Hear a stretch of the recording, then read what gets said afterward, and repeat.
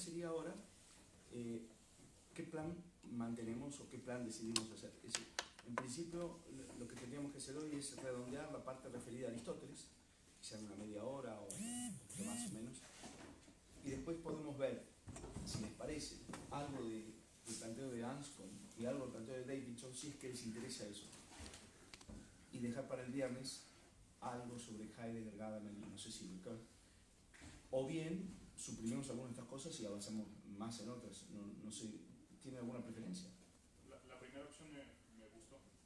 O sea, hacer todo. Sí. Bueno, y ¿están de acuerdo? ¿Sí? Más o menos. Porque claro, es muchísimo material. Hacer todo significa que hacemos las cosas de una manera un poquito más compacta y naturalmente un poquito más superficial, ¿no? Si nos demoráramos mucho, entonces podríamos tener cosas técnicas, pero no sé hasta qué punto. Por ejemplo, lo de Davidson es bastante técnico, lo de Anscombe también, pero puede tratar de presentarlo de la manera, digamos, menos gravosa posible, y vamos a ver hasta dónde puede entrar también, ¿no? Doctor, ayer ya... Disculpe, no le alcancé a oír. Que ayer ya nos introdujo con Aristóteles, sí. Muy bien. Sí.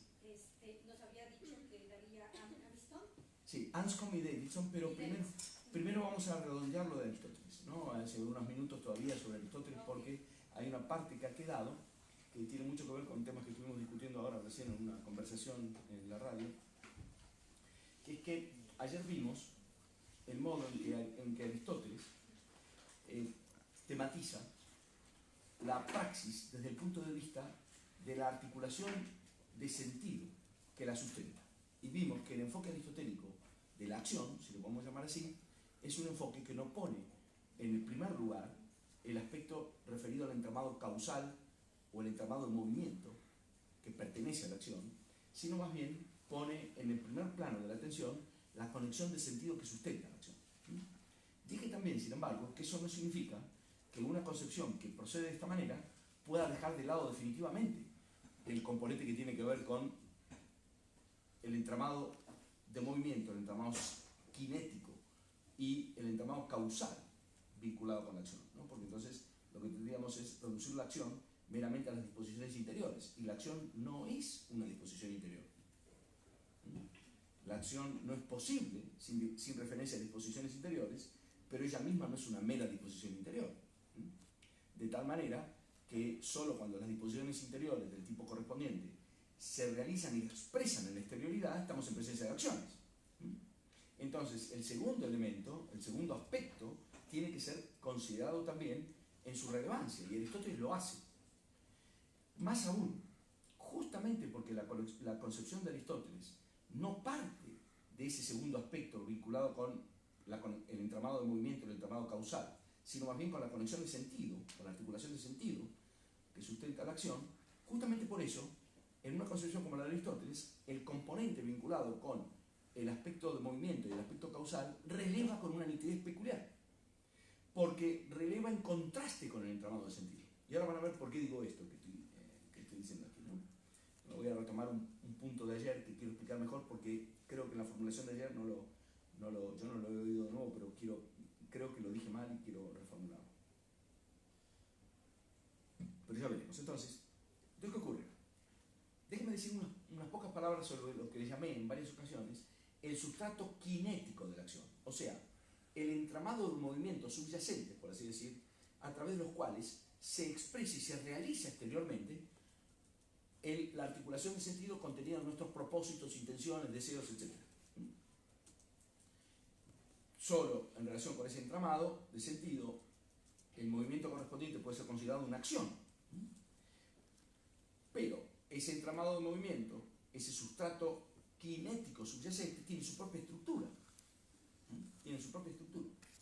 Entonces aquí conviene hacer referencia a la distinción aristotélica entre lo que llama Aristóteles praxis, que es la acción en el sentido que estamos estudiando, y lo que llama poiesis, que es la producción. La noción de poiesis es una noción muy amplia y que no es específica del ámbito humano. Aristóteles atribuye poiesis también a la naturaleza, porque la noción de poiesis apunta a la producción de efectos. Es el hacer en el sentido de producir algo exteriormente. Eso que se produce puede ser una cosa, por ejemplo un artefacto. El arte es una virtud vinculada con la producción. una virtud de la poiesis, ¿no es cierto? La virtud productiva es la técnica. La poiesis se puede llevar a cabo sin virtud, se puede hacer bien o mal la producción, ¿no? Cuando la producción se hace habitualmente bien es porque el que la lleva a cabo tiene virtudes que le permiten realizar eso de modo exitoso y adecuado sobre una base habitual, ¿no? Entonces, la técnica se refiere a la poiesis como la frónesis se refiere a la praxis. O sea, la frónesis es la virtud de la praxis y la técnica es la virtud de la poiesis, ¿no? Pero se puede llevar a cabo la praxis sin frónesis y se puede llevar a cabo la poiesis sin técnica. No nos engañemos sobre esto, ¿no? Si no toda acción es una acción que merezca alabanza por ser propia de un hombre prudente. Hay acciones disparatadas, alocadas, ejemplos de insensatez, claro. Y por otro lado hay producciones defectuosas, no todo trabajo está bien hecho, etc. Y eso ocurre cuando allí el que produce no tiene las habilidades y los hábitos operativos que le permiten producir de modo exitoso sobre una base regular. Entonces, el ámbito de la poiesis sí tiene que ver con la producción de efectos, sea por parte del hombre o sea por parte de entidades que no son humanas. Entonces, ¿qué ocurre aquí? Cuando uno ve la estructura de la poiesis, desde el punto de vista interno, Aristóteles, que es un tremendo fenomenólogo, a banda de letra, ¿no? Aristóteles examina la estructura interna de la producción y se da cuenta que la producción tiene un carácter procesual. La producción, por la misma razón que se trata de actos que tienen un resultado exterior a los actos mismos, por ejemplo, hacer un zapato, por lo mismo tiene un carácter procesual. Es decir, se va realizando un zapato y cuando se termina de hacer el zapato desaparece el proceso de producción, pero la producción es procesual. No alcanza sus telos de una vez, digamos así, y de modo autocontenido. El telos de la producción es extrínseco al acto de producir. El acto de producción recae sobre un objeto exterior al propio acto de producción. Producir es producir algo, pero ese algo no es el propio producir. Por lo tanto, la producción tiene la estructura de un proceso, quiere decir es una forma de kínesis. Kínesis es el nombre que Aristóteles da a los movimientos procesuales. La kínesis tiene por su propia estructura interna un carácter inacabado. Mientras un proceso se realiza, todavía no ha alcanzado su objetivo, y cuando alcanzó su objetivo el proceso ya no está. Quiere decir que mientras dura un proceso no está nunca terminado. Pero cuando se termina, él ya no está. Es decir, el proceso no es autocontenido, apunta a algo que le es externo. La praxis, en cambio, Aristóteles la trata como una estructura que no es de tipo procesual, sino que pertenece al ámbito de lo que Aristóteles llama, más bien, no kínesis, sino energía, actividad o acto. Es cierto que la kínesis es un tipo de acto, pero es un acto inacabado, dice Aristóteles, ¿no? En cambio, la energía es un acto que es autocontenido, que no tiene una estructura procesual que remita a algo externo al propio acto. De tal manera que en cada momento de su realización, una actividad de este tipo está siempre ya presente como un todo. Aristóteles pone varios ejemplos de ese tipo, ¿no? Por ejemplo, el ver es una energía. Quien ve ya ha visto. En todo momento del ver ha acontecido ya el ver. En cambio, el ir al mercado no es así, porque mientras uno va todavía no ha llegado y cuando ha llegado ya no va. La estructura interna de los procesos es completamente distinta a la estructura interna de las actividades. Y digo, bueno, ¿cuál es el problema que hay aquí? Bueno, el problema que hay con las acciones es que las acciones, la praxis, pertenece al género de las actividades, pero se realiza exteriormente a través de procesos. Tiene, por lo tanto, un sustrato cinético. Entonces, la gran pregunta es cómo puede algo que tiene estructura autocontenida, una estructura de acabamiento, realizarse y expresarse en forma procesual. Este es uno de los puntos más difíciles, sistemáticamente, de la filosofía aristotélica de la acción, de la ontología aristotélica de la acción. Normalmente, lo que ocurre es que cuando la acción logra su objetivo, este carácter dispar de la acción como praxis y el sustrato cinético a través del cual se realiza, no comparece fenomenológicamente. Supongamos, alguien quiere hacer un acto de generosidad, quiere darle a alguien una limosna, por ejemplo, ¿no? Supongamos que eso es un acto de generosidad en ese contexto, ¿no? Entonces quiere dar una limosna. Ahora, para darle una limosna tiene que sacar una moneda o un billete, extender el brazo y alcanzárselo. Y el otro tiene que agarrar la moneda y el billete y entonces le dio la limosna. El dar la limosna como tal es una actividad, pero mover el brazo, alcanzarle la moneda, todo eso son movimientos. Y entonces supongamos que ahora cuando uno le da el brazo, le alcanza la moneda, el otro toma la moneda y la guarda, le ha dado limosna y no importa en qué momento le ha dado la limosna. El querer dar limosna se ejecuta a lo largo de todo eso y está presente como un todo, digamos así, en todo el proceso, y no importa qué correlación hay entre la estructura del querer dar limosna como actividad, digamos así, o del dar limosna como actividad, y el movimiento del brazo. No comparece ese problema. ¿Por qué? Porque la acción fue exitosa. Pero supongamos que pasa esto, que alguien que quiere darle la limosna a esa misma persona, le va a alcanzar la moneda, y no sé, tiembla en algún momento o calcula mal el movimiento del brazo, y suelta la moneda antes que el otro ponga la mano, rueda la moneda y se va por la alcantarilla. ¿En qué situación estamos ahí?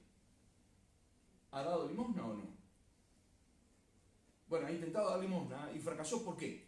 Porque el intento de dar limosna se tiene que realizar a través de una secuencia de procesos externos que pueden fracasar por las razones más triviales, que no afectan para nada la intención del dar limosna. O porque pasó alguien y empujó al otro y le corrió la mano, entonces la moneda se cae. Una desgracia pequeña, porque no es algo irrevocable, se le puede dar otra moneda, ya el caso, ¿no? Pero que a veces puede ser una llave, por ejemplo. Supongamos que esta es la llave para que esta persona se refugie en una casa y escape de sus secuestradores. Bueno, ahí es más dramático este pequeño empujón, ¿no? Entonces, ¿qué es lo que ocurre aquí? Que aquí, cuando la acción no alcanza su objetivo, comparece en su discrepancia la diferencia entre lo que hay de praxis y de actividad en la praxis y el sustrato cinético que expresa la praxis. Se desensambla, por así decirlo, la acción. En estos casos, uno empieza a dar explicaciones de por qué lo que ocurrió no es lo que quería hacer. Cuando las cosas resultan, no se dan explicaciones. Y es irrelevante la explicación, ¿no? Uno llega a la casa y le dice, ¿qué tal, querido? ¿Cómo te fue, mi esposa? Bueno, bien, mira, pero había un señor, le di una moneda, no le explico, extendí el brazo, lo moví 30 centímetros, la mano la deposité así, eso es irrelevante para el cuento que tengo que hacer.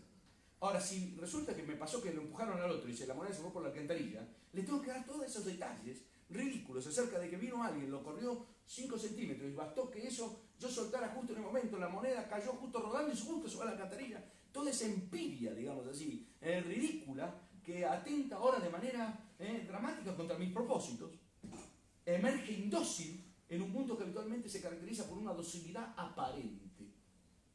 Porque uno vehiculiza sus propósitos como si no existiera esa materialidad por debajo.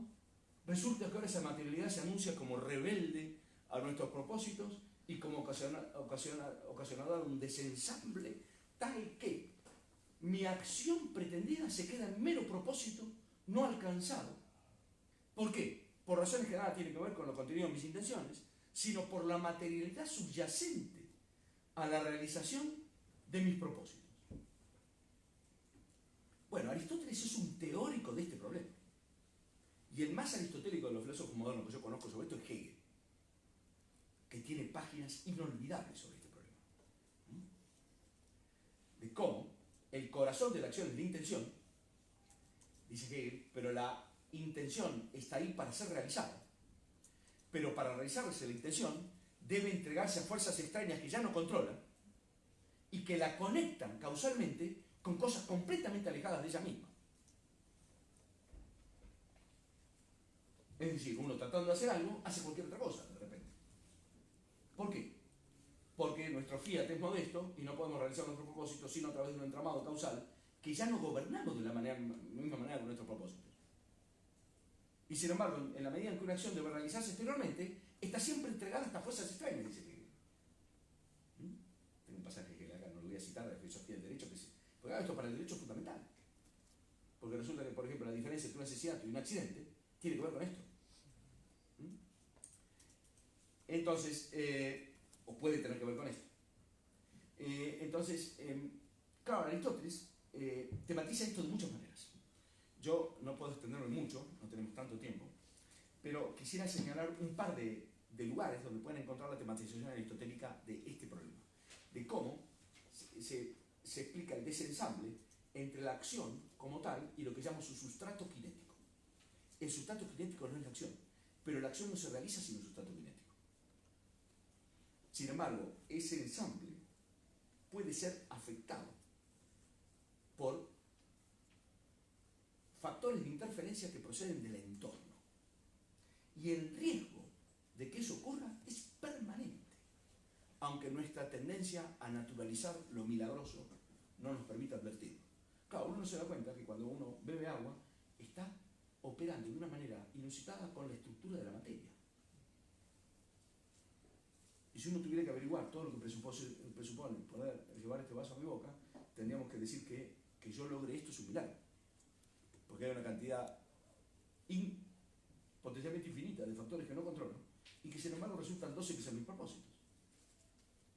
Pero basta una pequeña interferencia ahí para que ocurran cosas que no estaban contenidas para mi propósito, que emerja todo un iceberg sumergido de mediaciones que no están contenidas en lo que yo pretendo hacer.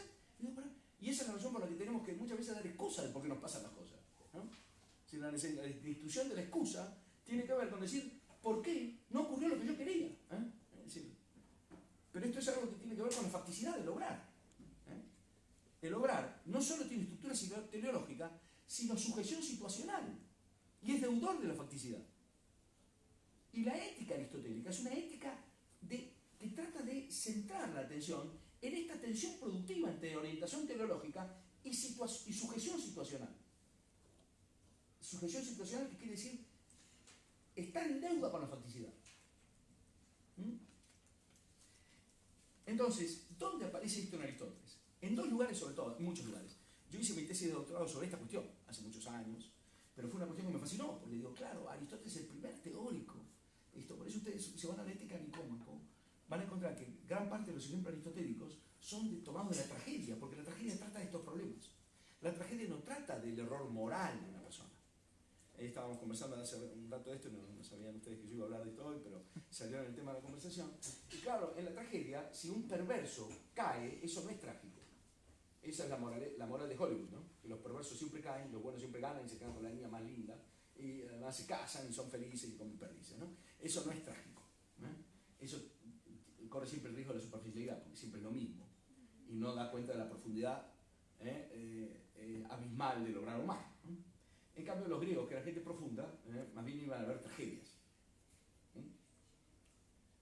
No series de Netflix. Tragedias.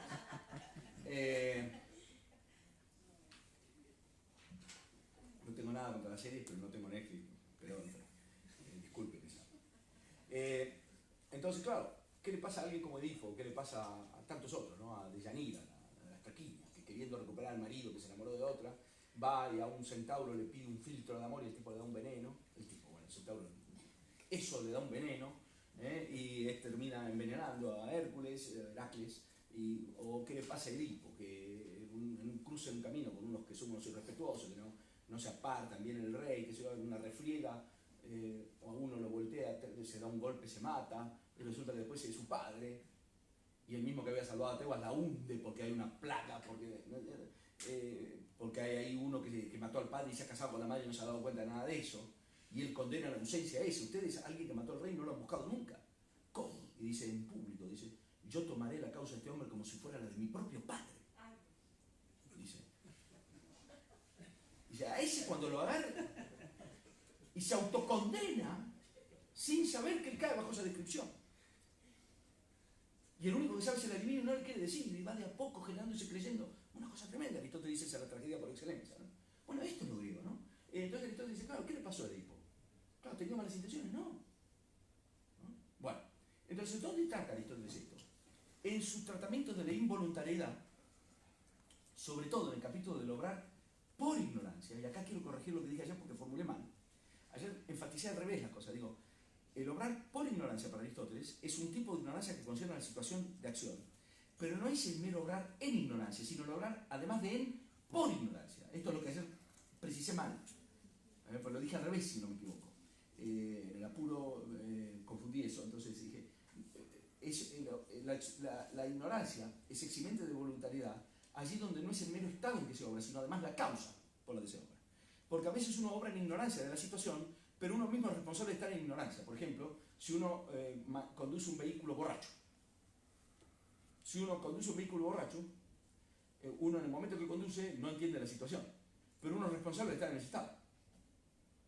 Entonces eso es una obra en ignorancia, pero no por ignorancia, porque uno sabía que no debe emborracharse antes de conducir.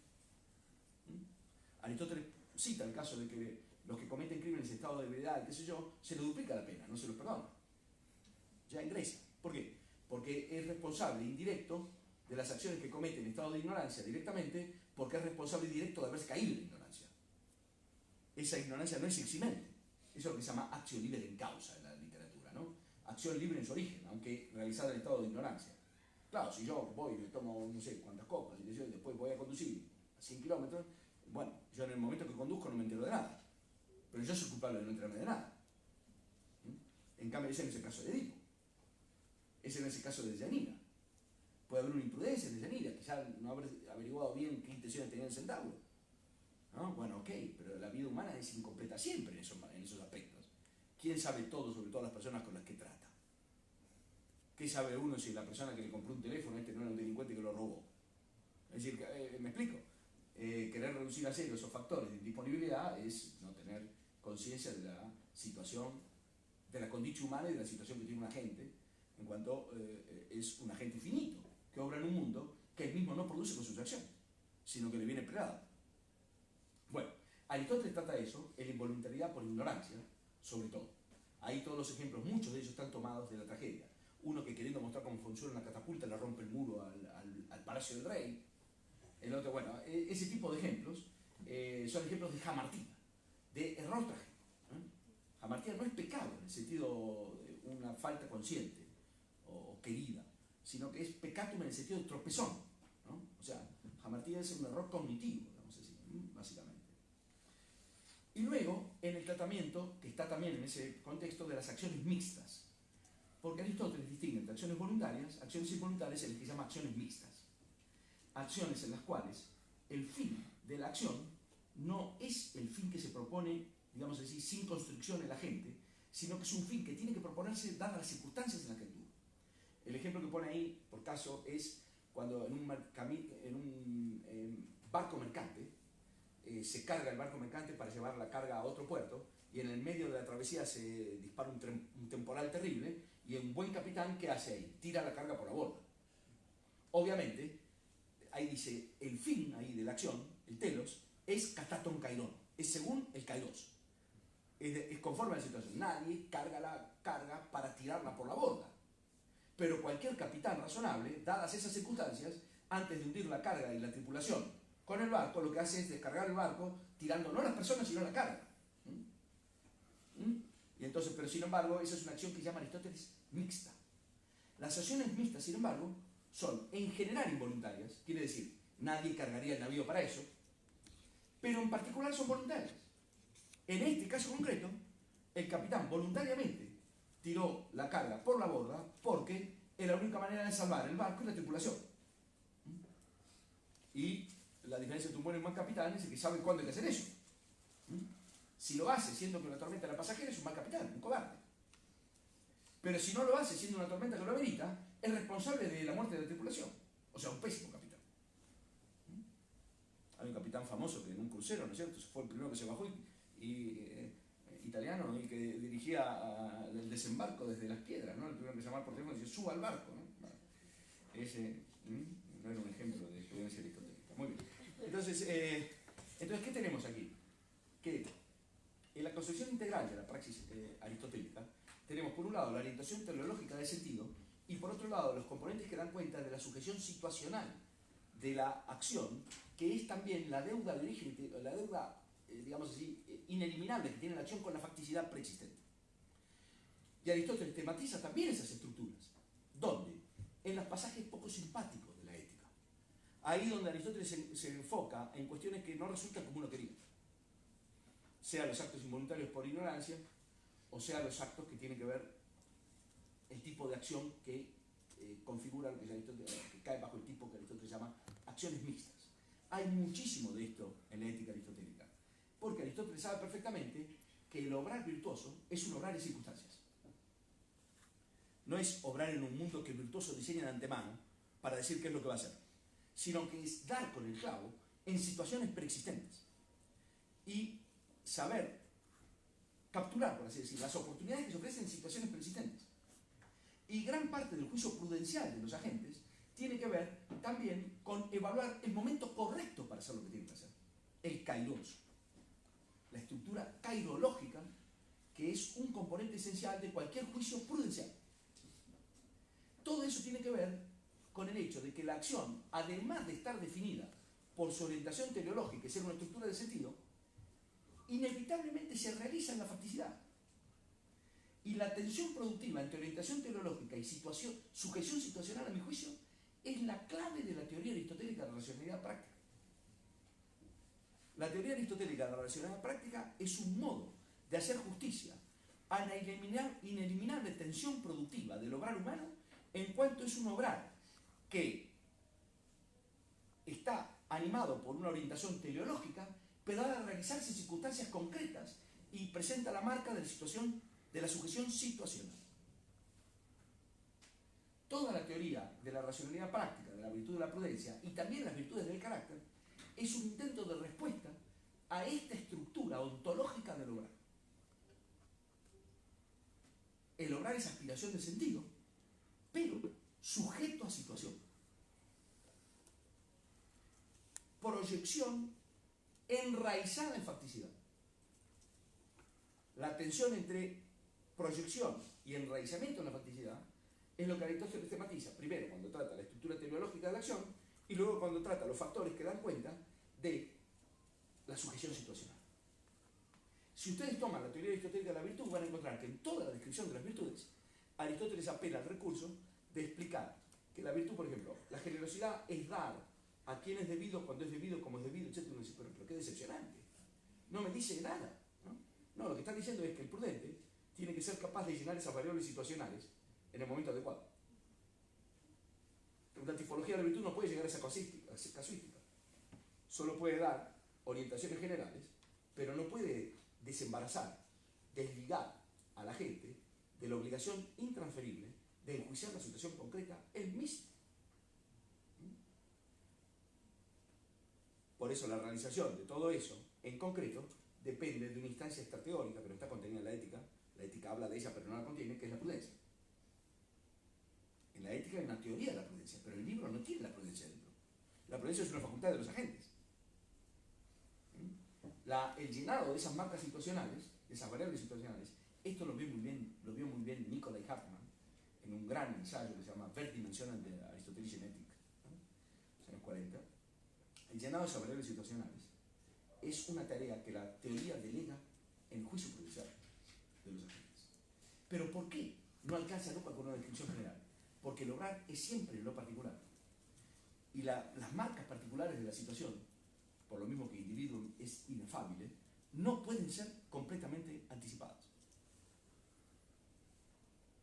Si no hubiera una instancia teórica que permite mediar entre los esquemas generales de actuación que presenta la teoría de la virtud y la situación particular, si no hubiera lo que Kant llama facultad del juicio, Urteilskraft, la frónesis aristotélica es un modo de la Urteilskraft, la facultad del juicio, si no hubiera eso, la tipificación, digamos, de las acciones virtuosas que aparece en la ética no tendría ninguna ocasión de poder, ninguna esperanza de poder ser realizada en concreto.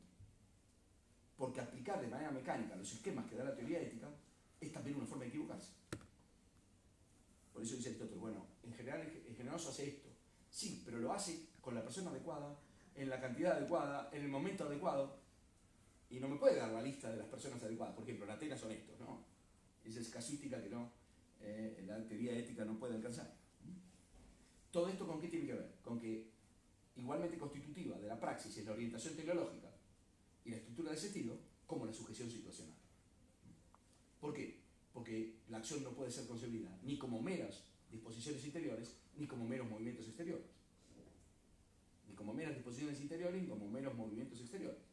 sino que la acción es un híbrido, digamos así, que tiene un pie, una pata en cada uno de esos lados del esquema. Y entonces, en la medida en que nuestras intenciones han de realizarse en la exterioridad, en esa medida están entregadas a lo que Hegel llama fuerzas extrañas, que las conectan con cosas cada vez más alejadas. Punto. La praxis, entonces, para Aristóteles, constituye el modo específicamente humano de acceder al ámbito de la variabilidad y la contingencia. Y se trata de un modo de acceso, con esto redondeo, que no se limita meramente a constatar lo que ocurre en el ámbito de la contingencia, sino que espera a modelarlo, a transformarlo, a intervenir en eso de manera activa. Pero, para decirlo de un modo que evoca la formulación de Hegel, famosa, y en este punto Hegel es un gran aristotélico, como en muchos otros puntos, no en todos, pero en muchos sí, para decirlo de un modo que evoca Hegel, la praxis misma solo puede aspirar a realizar, en concreto, el sentido que la sustenta, extrañándose de sí misma y entregándose a poderes exteriores que nunca dejan de amenazarla en su propia integridad. Tengo aquí el pasaje de Hegel, que es La filosofía del derecho, parágrafo 118, página 218. Muy bien, creo que ahora sí he podido redondear lo que quería decir sobre Aristóteles. No sé si hay alguna cosa en la que quieran incidir antes de que sigamos. Sí. Sí, en la metafísica plantea ahí Aristóteles la cuestión del polacos legetai. Sí. Habla del categoré, del pseudocialetes, y está la cuestión de la dinamis y la energía. Usted ha señalado con mucha precisión, como se le caracteriza, la praxis es el ámbito de la energía, ¿no? Ahí está el acto autocontenido.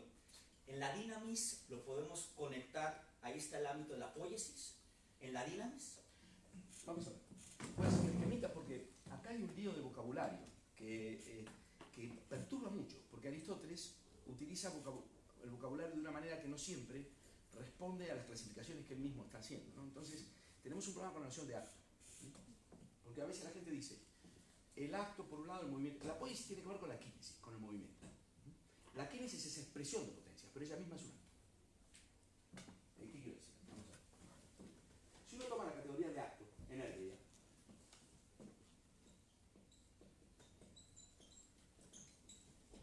entonces uno tiene acá luego que, según algunas distinciones que aparecen en algunos textos de Aristóteles y que mucha gente después toma como esclerosada, digamos, ya sin explicar el origen de eso, después Aristóteles parece que opone energía y kínesis. ¿No es cierto? Entonces mucha gente olvida que acá hay un género y dice, bueno, energía y kínesis es otra cosa. Pero resulta que en realidad el problema es que le llama energía al género y a una especie. Esto es lo que le llama energía teleia. Pero la kínesis es energía atelesis.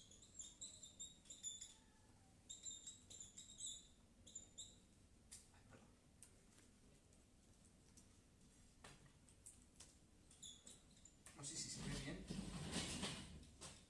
O sea, que kínesis es un tipo de acto. El movimiento es un tipo de acto para Aristóteles.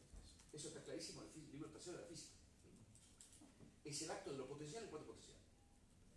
Ahora, ¿qué ocurre? Muchas veces habla de kínesis y energía como si energía fuera lo opuesto a kínesis.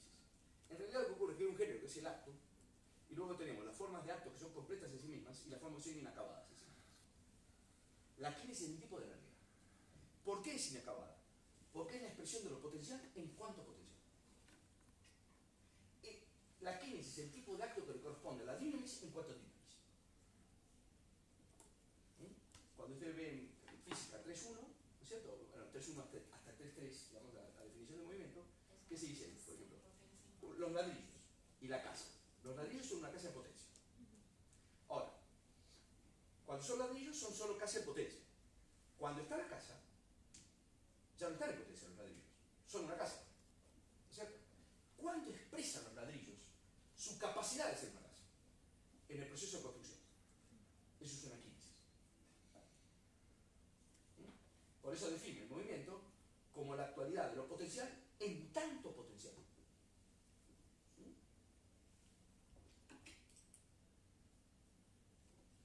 No dice que el movimiento es el paso de la potencia al acto.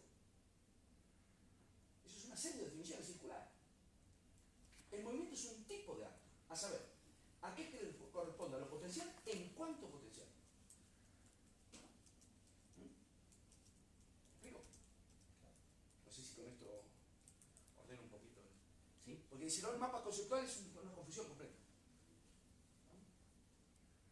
Lo que pasa es que a veces a esta no le llama energía exterior, le llama energía sin más. Ahí viene la confusión entre el género y la especie. Es como si tuviéramos buey en lugar de animal y luego buey y hombre. No, es decir, si le llaman de las dos maneras, pero esto lo hace muchas veces.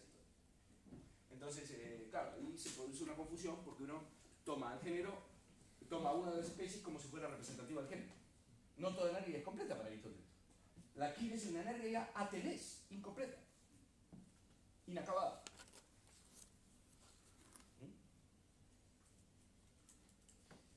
No sé si con esto le respondo, ¿no? Ahora, claro, una energía siempre está conectada con un tipo de potencialidad, claro.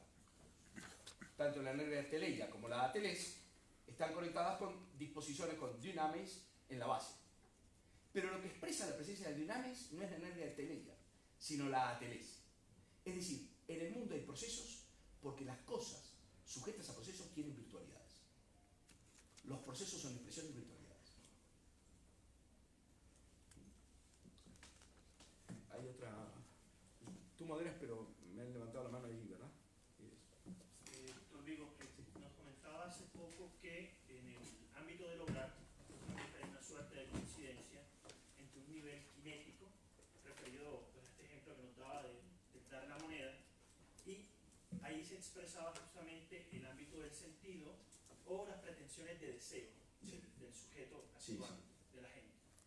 Y mi pregunta es si esta coincidencia de estos dos niveles en el ámbito del hogar no podría pensarse justamente a partir de la coincidencia que expresa Aristóteles en el de ánima entre la facultad motriz, cuando piensa en movimiento local, y la facultad desiderativa, hacia el tramo final del libro tercero del de ánima, que justamente lo que mueve al ente viviente es este deseo que tiene del objeto. Es decir, si la coincidencia del obrar no se podría fundar justamente en el hecho de que facultad motriz y facultad desiderativa, al parecer, o hay una coincidencia muy radical también en el de ánimo. Sí, a ver, ahora seguramente cuando hablamos del silogismo práctico va a aparecer esta cuestión. Ahora que veamos Anclov y Davidson, ¿no? Si nos queda tiempo. Pero efectivamente hay un aspecto muy certero en lo que usted dice, pero yo matizaría un poquito, a ver si lo entendí bien y si el matiz le hace sentido. Vamos a ver. Yo tomaba la acción en su realización exterior. Entonces, ¿qué pasa? Cuando la acción es exitosa, es como que la materialidad de la acción no existiera. Esta es una estructura fenomenológica muy habitual. Supóngase, cuando nosotros usamos lentes, ¿no? Yo ahora no los tengo puestos y así estoy. Usted sí los tiene puestos. Bueno, cuando uno tiene puestos los lentes no comparecen. Si se quiebra el lente, aparece. ¿Me explico? Entonces, ¿qué ocurre? Cuando la acción es exitosa, es como si no contara la materialidad de la acción. Entonces, lo que yo cuento, todo es la estructura del sentido. Mira, llegué a tal lugar, vi un señor, entonces le di una moneda, tal cosa. No necesito entrar en precisiones acerca del sustrato cinético y la materialidad de la acción, porque fue dócil la vehiculización de mis propósitos a través de ese sustrato cinético procesual que involucra la materialidad. Basta que una pequeña cosa se desacomode ahí, que ni siquiera yo mismo causo, y acá viene la precisión que quiero hacer respecto a lo que usted dice, puede venir de afuera causadores, ¿no? Para que esa armónica, digamos, ese armónico solapamiento, esa tranquila vehiculización se ponga en crisis y se produzca fenomenológicamente un desensamblaje de los dos niveles, tal que el deseo y el propósito queda replegado en la interioridad y la materialidad que puse en marcha en razón de ese propósito adquiere una vida propia. Y ahora tengo que contar la historia de una discrepancia. ¿Por qué razón lo que me proponía hacer no resultó? Y fue una situación que en lugar de ser bonita fue relativamente tragicómica. En este caso, de una pequeña manera que se fue por la alcantarilla, ¿no? Ahora, usted marca el origen de la acción. Entonces, en el origen de la acción, esto pasa no en el origen de la acción psicológico, sino pasa cuando la acción ya se exterioriza a través de los movimientos del cuerpo, ¿no? Ahora, los movimientos del cuerpo están causados psicológicamente, ¿no? Y cuando Aristóteles elabora su teoría del silogismo práctico, lo que explica es que el deseo produce el movimiento del cuerpo, naturalmente.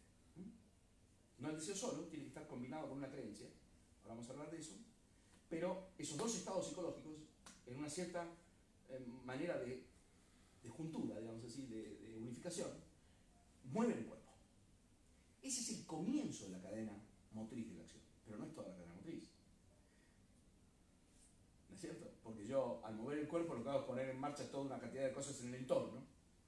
Desplazo moléculas de aire, pasa de todo con el mismo cuerpo. Lo que pasa es que la más de las veces todo eso es irrelevante. Pero, entonces, ¿qué ocurre? Hay factores de entrecruzamiento que ya no proceden de lo que el alma puso en movimiento, sino que puede ser que el otro señor venía caminando y alguien lo llamó, entonces se distrajo, lo lleva por delante, ¿me entiendes? Ya pasa de todo ahí, no es solamente lo que... Por lo tanto, la inicial convergencia de deseo y movimiento o de estados disposicionales y propósitos con movimientos corporales es un prima facie que está expuesto al entrecruzamiento por una cantidad de cosas que ya no están contenidas en la causalidad inicial de ese movimiento y que el alma ya no gobierna. ¿Me explico?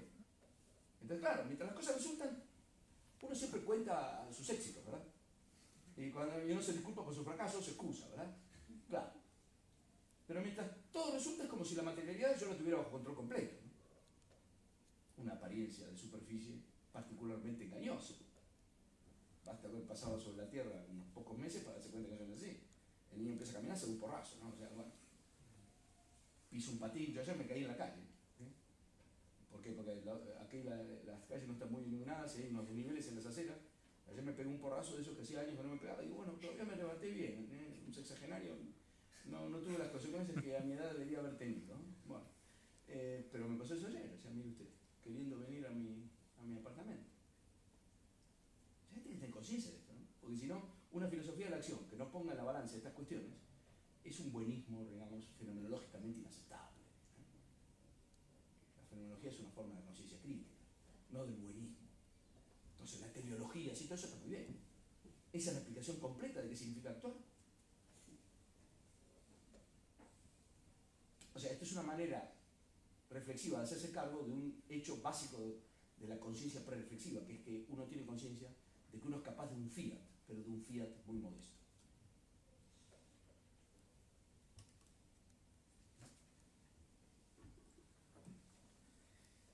¿Estamos más o menos por aquí? Entonces, podemos pasar, si les parece, a algunas recepciones contemporáneas del pensamiento de Aristóteles, ¿no? Y claro, esto va a ser, quizás me va a quedar algo para mañana también, para el viernes. El viernes, sí. Me va a quedar algo porque vamos a ver cómo ajusto, ¿no? Entonces, tenemos una media hora, algo más. Entonces, claro, quisiera decir algunas cosas sobre el aristotelismo analítico de Elizabeth Anscombe, una autora valiosísima, que conviene leer, que en la universidad donde yo estoy hace ya 15 años, 14 años, en la Universidad de Navarra, hay algún especialista muy connotado en esto, el profesor José María Torralba. Yo no soy un especialista en Anscombe, ni por asomo, pero sí he usado bastante Anscombe en la lectura de Aristóteles, y particularmente tengo que decir que la interpretación de la verdad práctica que he tratado de sostener en una cantidad de escritos depende de un insight que es originalmente de Anscombe, aunque no lo desarrollo. De Anscombe y del profesor Fernando Iciarte, que la verdad práctica es una verdad de la acción, no sobre la acción. Bueno, eso lo dice Anscombe al pasar, como dice tantas cosas, ¿no? Y me dice, ¿por qué dirá esto? ¿No? Nunca es arbitrario. Lo que pasa es que es críptica su formulación. Pero es una autora que conviene leer a los que le interesan problemas de filosofía de la acción, porque el libro Intention, la monografía, breve monografía Intention, fue calificada como, por Donald Davidson, que es el otro autor que vamos a ver hoy, como la contribución más importante a la filosofía de la acción desde Aristóteles. No es poco eso, ¿no? Esas son palabras de Davidson sobre Anscombe. La contribución más importante a la filosofía de la acción desde Aristóteles.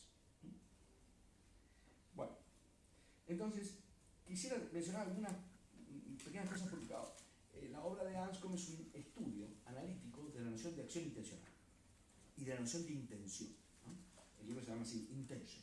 Es un libro de unas 100 y algo de páginas, muy breve, pero de una complejidad, de una concisión realmente muy exigente.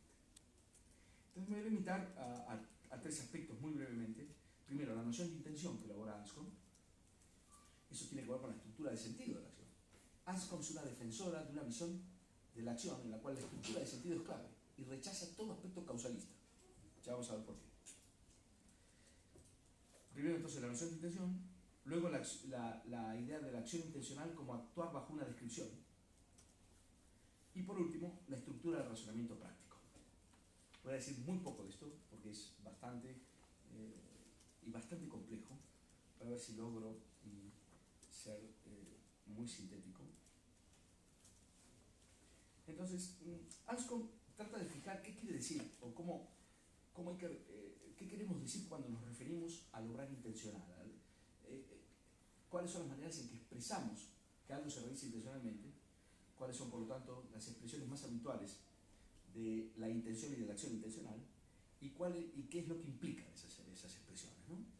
Como es una filosofía analítica del lenguaje, digamos así, el tamiz, digamos, fenomenológico acá, o sea, casi es fenomenología, pero sobre la base del análisis lingüístico, ¿no? Entonces, hay tres tipos de locuciones que Aristóteles toma en cuenta que expresan esto, ¿no? La primera es las expresiones del tipo A hace X intencionalmente. A hace X intencionalmente. A es la persona, X es la acción, y la noción de intencionalidad aparece como adverbio. A hace X intencionalmente. Por ejemplo, Juan abrió intencionalmente la puerta. Había delincuentes golpeando y abrió la puerta. Por ejemplo, ¿no? Podría hacer eso o otra cosa, ¿no? Abrió intencionalmente la puerta. O sea, no fue un accidente, ¿no? Lo hizo a propósito, ¿no? Intencionalmente aquí aparece como adverbio, calificando la acción. Otras expresiones presentan esto de otra manera. El segundo tipo de expresión es decir que A actúa con la intención de hacer X. Bueno, por ejemplo, salió a la calle con la intención de atrapar al delincuente, ¿no? Es decir, que ahí se califica, se dice, actúa, hace algo con miras a otra cosa.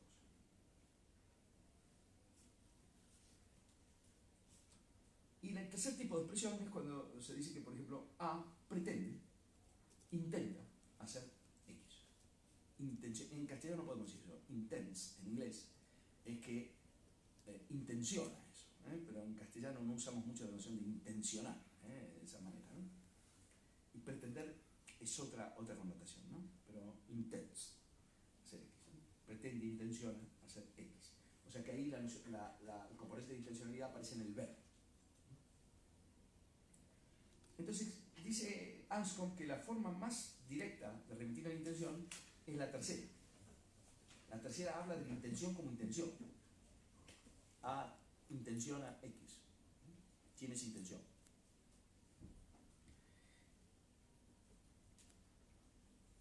En cambio, la expresión del tipo 1 remite a la noción de acción intencional. A hace intencionalmente X. Juan abre intencionalmente la puerta. Esa es una noción de acción intencional, no de intención. No es lo mismo, intención que acción intencional.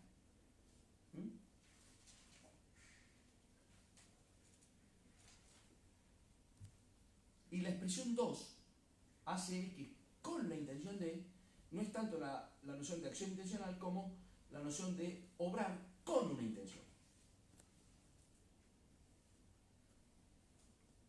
Bueno, no puedo extenderme mucho, pero en todo caso, el punto de Anscombe analiza las tres locuciones y dice, bueno, ¿cuándo estamos en presencia de intenciones? ¿No? Y aquí hay un análisis de la pregunta ¿por qué alguien hace algo? ¿No?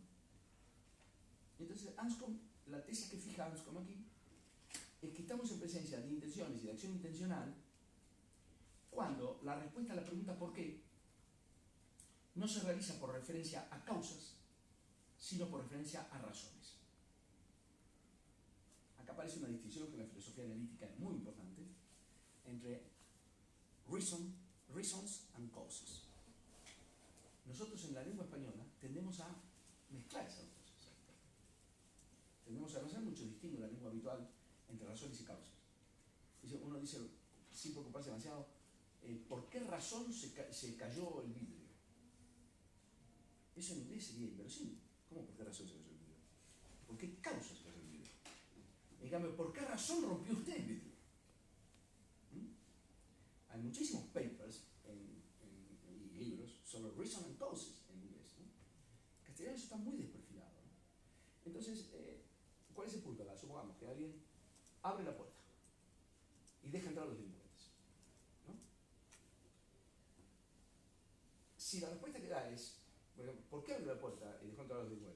porque soy cómplice de los delincuentes, eso es una razón. Si en cambio dice, abrí la puerta porque entraba el sol y se metieron los delincuentes, eso no es una razón, es una causa. ¿Me explico? Entonces, la noción de intencionalidad está vinculada con aquellos escenarios en los cuales a la pregunta ¿por qué? Respondemos con razones y no con causas.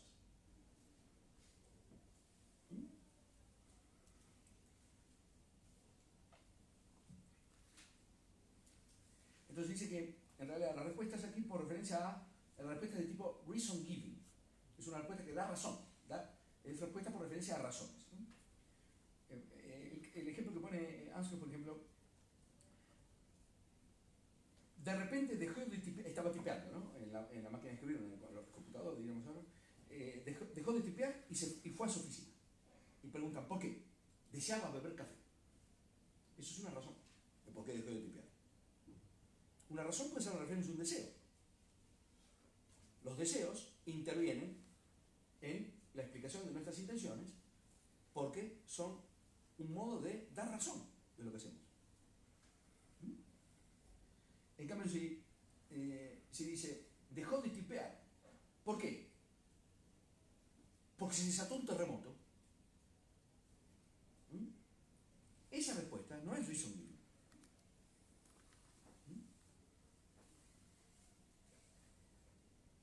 No estaba en su intención dejar de tipear, sino que dejó de tipear ante el temblor que se produjo allí. El dejar de tipear ahí no es lo mismo que en el caso de ir a beber café.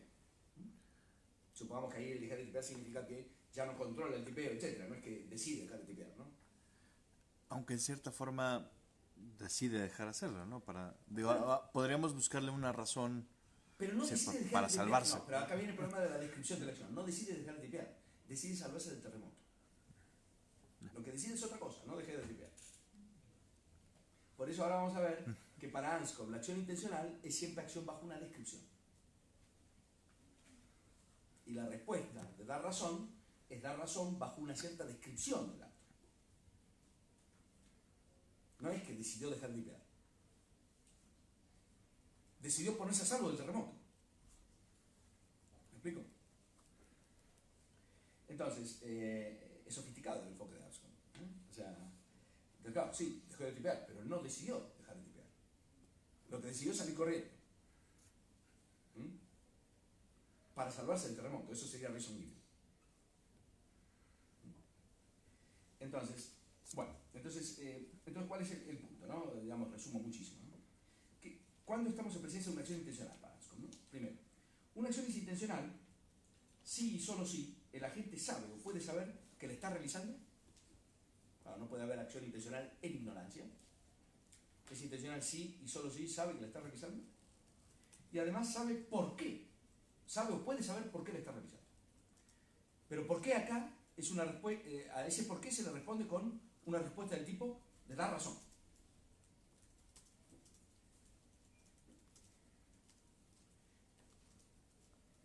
Y el modo en que se conoce eso es lo que Anscombe llama conocimiento sin observación. No es un conocimiento objetivo en tercera persona, sino que es un conocimiento que no requiere recabar información ni hacer ningún tipo de investigación empírica, sino que se sabe de modo inmediato eso, ¿no? La expresión conocimiento sin observación es de las peores que hay en el texto, que juicio, porque no, es una calificación negativa, no se sabe qué tipo de conocimiento es, pero lo que quiere ella marcar es que para hacer eso de modo intencional no hace falta llevar a cabo ningún relevamiento de datos, ni nada por el estilo, ¿no? Sino que se sabe de modo inmediato, sin poner en marcha, digamos, el tipo de test empírico que uno hace cuando quiere o generalizar o establecer qué cosa es el caso, ni nada por el estilo, ¿no? Entonces, es un conocimiento no observacional. Si uno lo quiere decir de un modo positivo y no negativo, habría que decir lo siguiente, que una acción es intencional sí y solo sí, al dar una justificación o una explicación de esa acción, explicación en el sentido de justificación, la respuesta a la pregunta ¿por qué? Tiene lugar en el modo de dar razón de la acción. Y dar razón de la acción puede ocurrir de tres formas. Indicando un hecho o un conjunto de hechos relevantes vinculados con lo que se quiere hacer, con lo que se tiene por bueno o malo, o bien indicando una interpretación de la acción, qué significa lo que estoy haciendo, y por eso lo quiero, ¿no? O bien haciendo referencia a algún hecho futuro que forma parte de mis propósitos. Eso es más o menos, básicamente, los tres tipos de respuestas a la pregunta ¿por qué? Respuestas del carácter de dar razón. ¿Eh? Ahora, para que esto sea posible y para que la respuesta sea un modo de dar razón, la acción tiene que ser escogida bajo una cierta descripción. Acá viene el entramado, acá viene cómo se superpone el entramado de sentido al entramado de movimientos. Anscombe tiene varios ejemplos aquí extraordinarios, como por ejemplo el de una persona que bombea agua para abastecer a un barrio, supongamos, sin saber que el agua está envenenada. ¿Bajo qué circunstancias envenenar ahí es intencional o no? ¿O bajo qué circunstancias está haciendo eso intencionalmente? No se puede decir en abstracto qué es lo que está haciendo intencionalmente. Si uno no pone en juego una cierta descripción bajo la cual escoge la acción.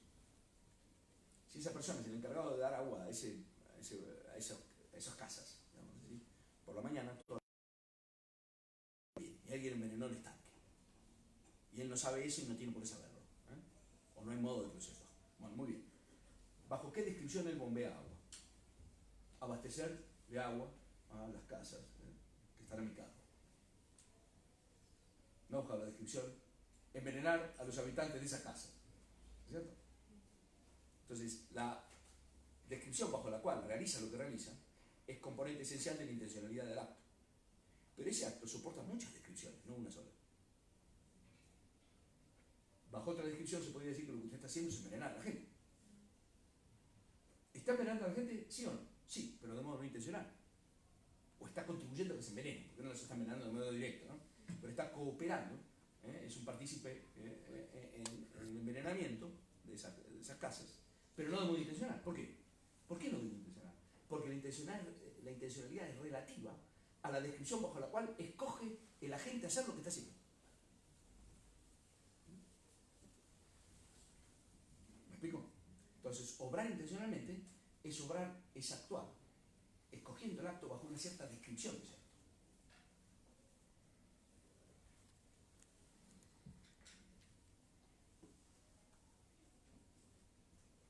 Bueno, esto plantea una cantidad de problemas, naturalmente. Por ejemplo, de las múltiples descripciones de un acto, el agente, ¿cuáles debe conocer? Esto plantea un montón de problemas, pero esos son problemas que tienen que ver con la intencionalidad y la descripción de intencionalidad. No refutan la posición de Anscombe. Quiere decir, por ejemplo, la gente podría tener la obligación de conocer que alguien colocó veneno y entonces estaría en disposición de, supongamos que se enteró de que alguien envenenó el estanque.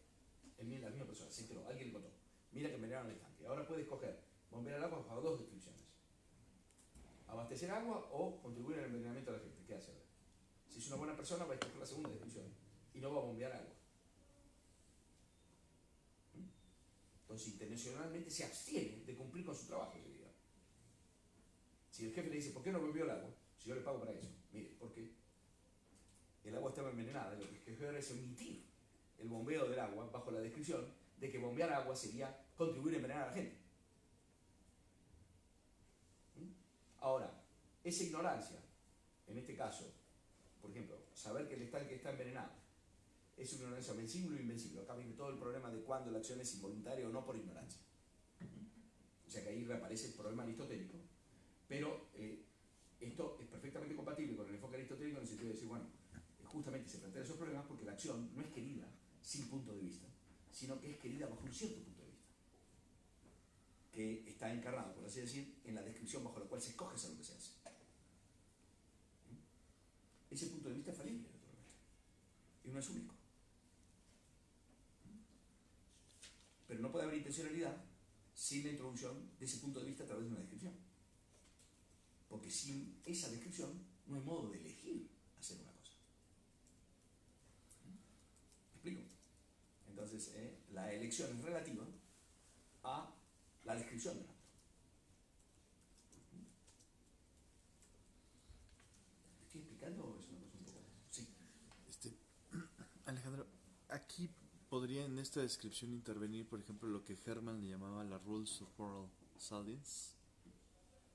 Porque pienso, claro, esto Barbara Herman sé que lo aplica Kant. Porque yo también Eso iba, sí. Porque Obrar para Kant es obrar bajo máximas. Las máximas son descripciones de acción. Kant, Anscombe, sin embargo, dice cosas horribles sobre Kant que si le ha dicho a un estudiante habría que reprobarlo, porque no entendió bien a Kant, no lo leyó intensivamente. Pero Hermann tiene razón en decir que lo que dice Kant es muy semejante a lo que dice Anscombe, porque obrar para Kant es obrar bajo máximas. Las máximas son descripciones generales de acción. Sin duda. Pero entonces aquí en esta descripción sí tendríamos que tener como criterios para decir que es relevante Claro, para esa descripción. Claro. A veces son criterios morales, pero a veces no. Sí. Ahí tenemos distintos escenarios de evaluación. No toda evaluación es moral, hay evaluaciones técnicas, hay evaluaciones prudenciales. A ver, ¿conviene o no abrir ahora? No, está soplando mucho viento, hace calor, pero mejor prende el ventilador. Es una evaluación moral. O sea, me explico. Puede tener, llegado el caso, cierta relevancia moral. Alguien que, no sé, es alérgico, no sé, ¿me entiende? Pero no hay que rápidamente introducir la moralidad en todo este contexto. La moralidad, naturalmente, depende de esto. No podría haber enjuiciamiento moral sin descripciones de acción, sin descripciones típicas de acción. Por eso el test de moralidad kantiano es sobre máximas, no sobre acciones no descriptas. Sobre actos que no caen bajo descripciones, ¿qué test de moralidad se puede hacer? Por eso Kant no norma sobre acciones, sino sobre máximas. Porque sería imposible normar directamente sobre acciones que no están descritas de ninguna manera. Ahora, las descripciones son generales, la acción es particular.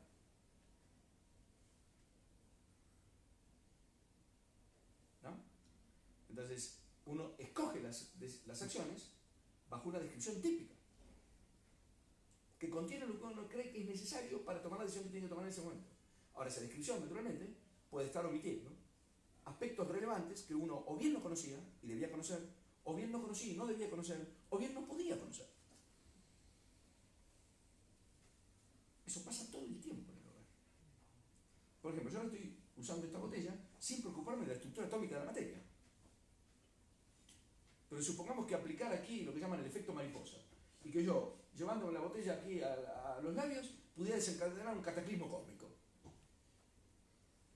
Bueno, si eso fuera posible, yo a lo mejor tendría que estar enterado de cómo funciona la estructura de la materia del vaso, ¿no es cierto? O sea, a veces subestimamos este problema nosotros, ¿no? En el ámbito del obrar. El efecto mariposa, conocen eso, ¿no? Que dicen que un aleteo de una mariposa aquí puede provocar no sé qué cosa. Bueno, como sería como la desproporción entre la causa y la consecuencia, ¿no? O sea, un cataclismo cósmico porque una mariposa aleteó.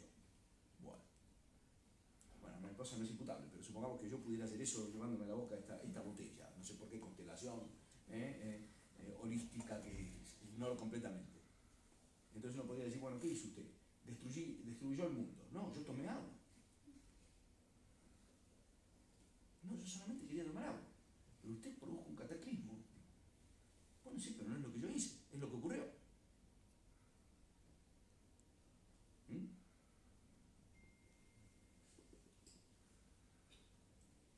Entonces, el punto fuerte de Anscombe es este, ¿no?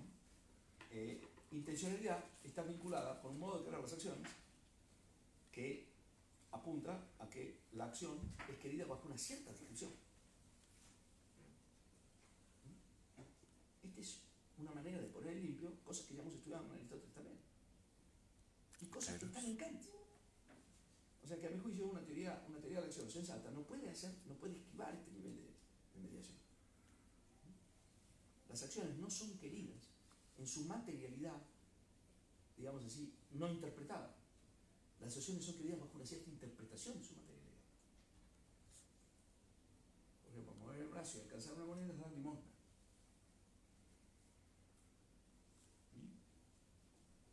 Levantar el brazo así puede ser saludar a un amigo que se va, parar un taxi. ¿Bajo qué descripción yo muevo el brazo así? Depende del contexto.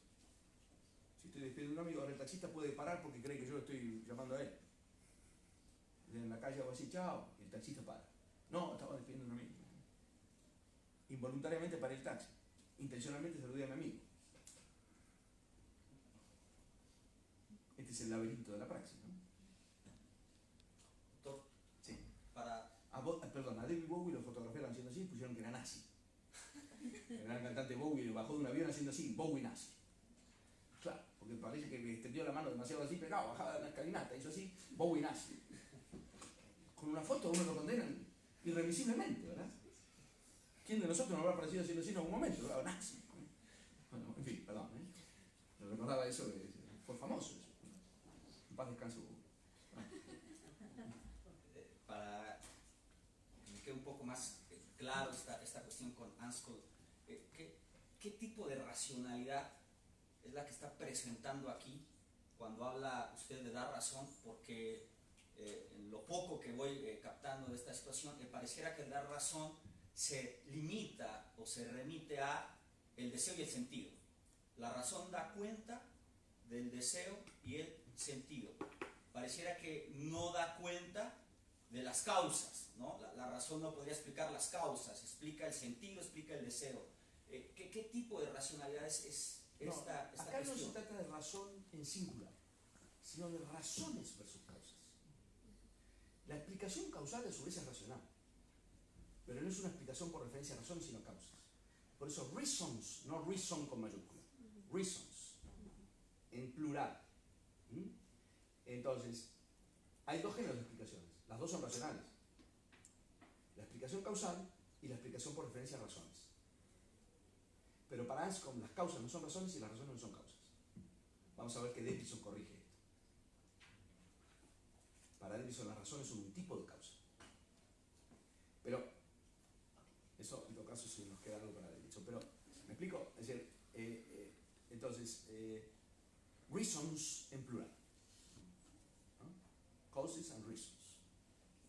Entonces, la explicación es siempre un ejercicio racional, aunque sean malas explicaciones. Porque dar una explicación de una acción no significa justificarla moralmente. Yo puedo explicar de esa manera la voluntariedad de un asesinato. Supongamos que un juez tiene que atribuirle responsabilidad por un crimen a alguien.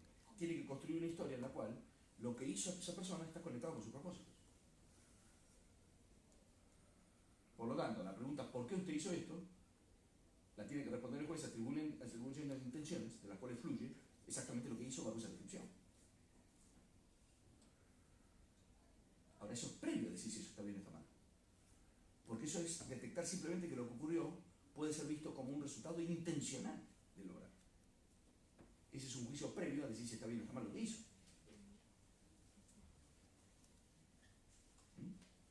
Porque tanto la condena como la alabanza moral o jurídica, en este caso, en ser jurídica no hay alabanza, solo condena, ¿no? Si uno no es culpable, simplemente lo absuelve, lo dice muy bien, ¿no? O sea, en sede jurídica y solo eso Kant lo dice claramente, ¿no? Es decir, en sede jurídica y en sede concisa no hay alabanza, ¿no? Es decir, el juez no alaba, solo condena o deja en libertad, absuelve, pero no alaba. Un juez que alaba es un fariseo, es un pseudo juez, se autoalaba es un fariseo. Entonces, la conciencia moral cuando perdona sino con una calte bilium, dice acá, una fría aprobación. Lo contrario del autoendosamiento, lo contrario de la moral de la selfie. Yo soy yo y mis circunstancias, la selfie. Pero volviendo al punto, ¿no? Entonces, claro, eso es previo a decir si lo que hizo está bien o está mal. Porque también un homicidio es intencional. ¿Me explico? Aquí lo que está en juego no es la bondad de la acción, sino la intencionalidad. Una pregunta que yo quisiera hacer al respecto, justo con el punto de Anscombe, tendría que ver con el problema de cómo predicar objetividad del ámbito de las intenciones y de las razones. Hay un caso conocido que creo que está en el seno de la tradición analítica de la cual proviene Anscombe, que es Wittgenstein como lector de Fraser. Wittgenstein lee la obra de la rama dorada de Fraser y le parece una obra profundamente inaceptable, en tanto que lo que Fraser evaluaba, lo que Fraser consideraba como culturas primitivas, a Wittgenstein le parecían simplemente razones profundamente subjetivas que Fraser estaba adjudicándole a lo que él consideraba que eran las creencias y las acciones de las culturas primitivas. Entonces, la pregunta aquí es un poco, por ejemplo, en el del juez, ¿cómo se construye un tipo de objetividad acerca de las razones y las causas cuando de pronto las razones y las causas vayan por un tipo de dirección que de pronto al juez no le sean visibles? Sí. Bueno, este es el problema general de la hermenéutica de la acción. ¿No? La acción plantea siempre un problema hermenéutico porque en la medida en que la acción es una estructura de sentido, ha de poder ser comprendida de cierta manera. El acceso al sentido es la comprensión. Eso lo vamos a ver claramente si llegamos el viernes a Gadamer, Heidegger y Ricoeur. Porque Ricoeur trata la acción como un texto. Claro. Porque usa el modelo hermenéutico para entender cómo accedemos al sentido impregnado en la acción, por así decirlo, o vehiculizado por la acción.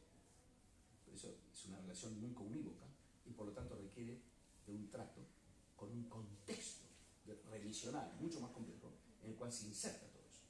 Entonces supongamos el caso del juez. Dejemos de lado el caso de las culturas primitivas y después vuelvo a eso. Pero de lado el caso del juez. ¿El juez qué hace? El juez opera con patrones de racionalidad comúnmente aceptados en la comunidad donde juez. Entonces, ¿qué pasa? Hay todo un iceberg sumergido ahí de mediaciones, digamos así, que se dan por sentadas. Que, por ejemplo, una persona de nuestro ámbito, de nuestra cultura y de cierto nivel de formación sabe que un revólver es para matar a otro y que si jala el gatillo sale un proyectil que lo mata. Esa es la suposición prima facie. ¿No es cierto? Entonces, si este señor fue encontrado jalando el gatillo, ahora hay que ver si cometió asesinato, pero le imputa responsabilidad. Si el señor este fuera alguien que procede de Marte o de una cultura primitiva, lo han disfrazado, le ponen la mano a este y le dice, usted cuando vea tal, haga la broma de disparar, de apretar aquí, y lo mata, el juez tiene que incorporar todo eso en la misma consideración porque ahí no aplica la suposición prima facie. Entonces es una tarea hermenéutica infernal. Porque además, como las intenciones no se pueden observar de modo directo, hay quien dice en ser deteísta que solo las conoce Dios, ni siquiera el propio agente del todo. Por eso que la gente se convence de que no cometió delitos. Claro, se convence de que no cometió delitos quiere decir, no oye su conciencia, más bien la acusa, sino más bien trata de que no lo condene el juez. Entonces, no, yo no quise disparar, se me fue la mano, no sé más. Todo ese tipo de cosas, ¿no? No, en realidad yo no ahorqué a mi mujer, solamente le quise apretar el cuello. Un boxeador argentino que explicó así su femicidio, el crimen que cometió contra su esposa. Campeón del mundo, por cierto. Entonces dijo, no era una pelea habitual que tuvimos. Claro, campeón del mundo, una pelea habitual. El otro no sale vivo, ¿no? Pero bueno. Sí, pero en todo caso, ¿no? Entonces, claro, ¿hasta dónde apretó? ¿Hasta dónde no? Bueno, eso es terrible. No es que sea una tarea fácil. Pero es imposible eximirse de esas consideraciones. Quiero decir, como la acción no puede ser naturalizada para mantener, es decir, uno podría decir, bueno, la acción son movimientos exteriores, no hay acciones ahí. Como la acción tiene un carácter mixto que es irreductible, como estamos involucrados, por lo tanto, en la vehiculización material de estructuras de sentido, la tarea hermenéutica es particularmente compleja.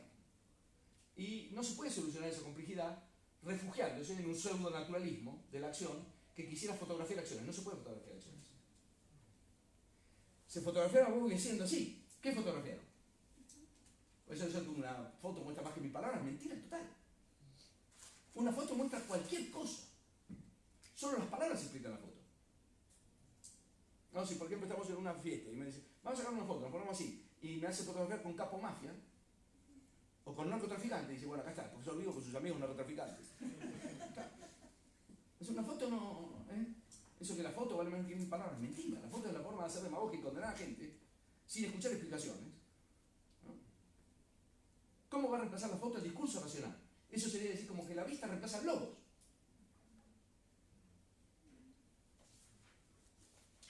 Ahora, en un mundo de la imagen, claro, nadie ejercita el logos. Ok. Así nos va también, pero bueno. Perdón, yo soy muy de viejo, me he puesto horrible. Pero en todo caso, ese problema es el problema que hay aquí. De cómo adjudicar intenciones. Pero eso le pasa al juez en casos graves. A nosotros nos pasa con un amigo todo el tiempo. ¿Qué me quiso decir? ¿Por qué me regaló este libro? Me regaló un libro que se llama, me regaló un libro ¿Cómo salir del fracaso?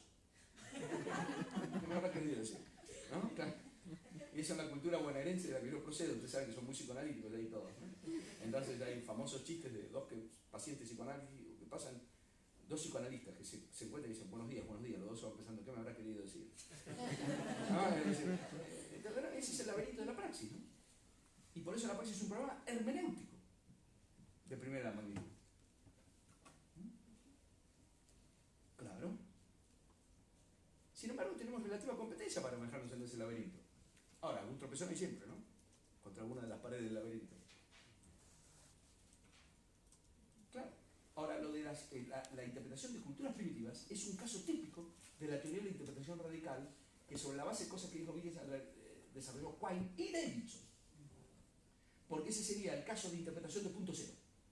Por ejemplo, llega un etnólogo a un lugar donde se habla un lenguaje que no comprende. Y tiene que interpretarlo. Primero se tiene que dar cuenta de que es un lenguaje porque hay ciertos patrones de comportamiento que le hacen pensar que es un lenguaje. No son meras voces animales, ¿no? O meras voces sin sentido. Entonces, si es un lenguaje, ¿cómo lo interpreta? Bueno, vamos a ver lo que dice Davidson sobre eso. Es decir, para poder interpretar un lenguaje tiene que asignarle, como hipótesis más fácil, coherencia y verdad. Si no, no lo puede traducir. Ese es el problema que planteó Quine en un artículo tremendo que se llama La relatividad ontológica, que les recomiendo porque Quine, sin darse cuenta, era un hermenéutico, ¿no? Y Davidson es discípulo directo de Quine. Pero en fin, son temas muy interesantes que conectan con la tradición continental. Es mentira esto, analíticos, continentales, todo eso es una cuestión de las chivas contra no sé quién. La filosofía no puede ser así, ¿verdad? Entonces, digo algo más sobre el razonamiento práctico en Anscombe. Perdón, estoy emitiendo, disculpe, no la había visto. Yo tenía una pregunta. Hemos hablado sobre razones y causas. Y yo quería profundizar un poquito más en esto. O sea, como que dónde Anscombe mete la línea para diferenciar causalidad de razones. Porque, por ejemplo, una razón no puede ser una causalidad teleológica, por ejemplo, o no. Lo que pasa es que en estos autores no hay la causalidad aristotélica, ¿no? Entonces, ¿qué ocurre? Causalidad teleológica en la ciencia contemporánea, en estos autores, más bien la causalidad es la causalidad humeana, es decir, una conexión entre eventos. Un evento, la bola de billar que empuja a otra bola de billar. Véanlo, el paradigma humeano de causalidad. Ok, estamos en el ámbito de la efectividad, digamos. Y el paradigma humeano de causalidad, que no son las cuatro causas aristotélicas, sino una conexión de eventos. Que puede ser o no nomológica, pero en general es una conexión de eventos bajo leyes. ¿No? ¿Y la razón implica, digamos así? Sí implica atender a objetivos. Muchas de nuestras razones son teleológicas. Claro. Porque yo tengo en vista algo. ¿No? Sí, porque por los ejemplos que hemos puesto, por ejemplo, el terremoto y el tomar un café, había en la causalidad algo de extrínseco al sujeto. Bueno, a veces son cosas que no son intrínsecas, pero que no son las que yo tenía en cuenta a la hora de obrar.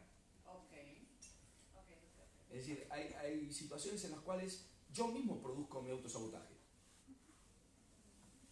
Pero no estaba contenido eso en lo que yo intencionaba. Entonces, respecto de la intención es extrínseco.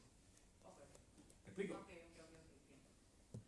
Entonces, no es una noción de intrínseco-extrínseco en el sentido absoluto, sino que yo y los otros, sino que con relación a la intención del caso. Claro. Ahora, estos causes and reasons es una discusión, por ejemplo, en la gente, usted se dedica a filosofía antigua, la investigación anglosajona en filosofía antigua opera con estas discusiones para interpretar Platón, Aristóteles, todos los autores. Platón en particular, por ejemplo, Gregorio de Lastos ha aplicado Platón con esa distinción de causes and reasons. Davidson tiene un paper fenomenal de los años 60, Causes and Reasons. Es como una discusión estándar en filosofía analítica. Entonces, bueno, respecto al tengo un minuto para redondear, es 11:30, pero puedo redondear unos 2 minutos. Por favor. Respecto del razonamiento práctico, Anscombe recupera la noción aristotélica del silogismo práctico, ¿no? Y lo hace de una manera genuinamente aristotélica. Anscombe sabe perfectamente, a diferencia de otros que después de Anscombe han querido ignorarlo, que el silogismo práctico aristotélico no tiene nada que ver con la justificación moral de las acciones, sino que tiene que ver con la explicación de por qué se lleva a cabo la acción intencional. O sea, esta buena o mala. es un tema de teoría de la acción, no de ética, del silogismo práctico. Entonces, ¿cuál es el punto de Aristóteles, ¿no es cierto? Y de Anscombe, que el silogismo práctico es poner en conexión dos estados disposicionales, algo deseado, un deseo, y una creencia, básicamente, ¿no? El deseo apunta a un fin y la creencia apunta, en general, a los medios para alcanzar ese fin. Por ejemplo, deseo beber, ese es el deseo operante ahí, veo esto y creo que es agua, y la conexión de ese deseo y esa creencia permite dar lugar a la acción de llevarme esto a la boca y beber. Ahí Anscombe no hace algo demasiado original, porque lo que hace es tomar la concepción aristotélica del silogismo práctico, pero bien leída, lo que no es poco, porque la confusión sobre eso es enorme, aunque Aristóteles, a mi juicio, es muy claro. Y lo que dice Anscombe es muy importante aquí, porque Anscombe dice que la conclusión del silogismo práctico es la acción misma, no una proposición sobre la acción. Esa es una tesis aristotélica. Esa es la tesis que Aristóteles defiende en De Motu Animalium 6.7. Hay varios pasajes, y también en la ética. Hay algunos autores que han dicho que algunos pasajes son ambiguos. Mi posición sobre esto es clara, yo escribí un paper larguísimo sobre eso, se publicó en Diana en 2010. Todos los pasajes que se pueden leer de las dos maneras se pueden leer también como que la conclusión es la acción, pero hay una cantidad de pasajes que solo se pueden leer diciendo que la conclusión es la acción. Por lo tanto, la doctrina textualmente asegurada es que la conclusión es la acción misma.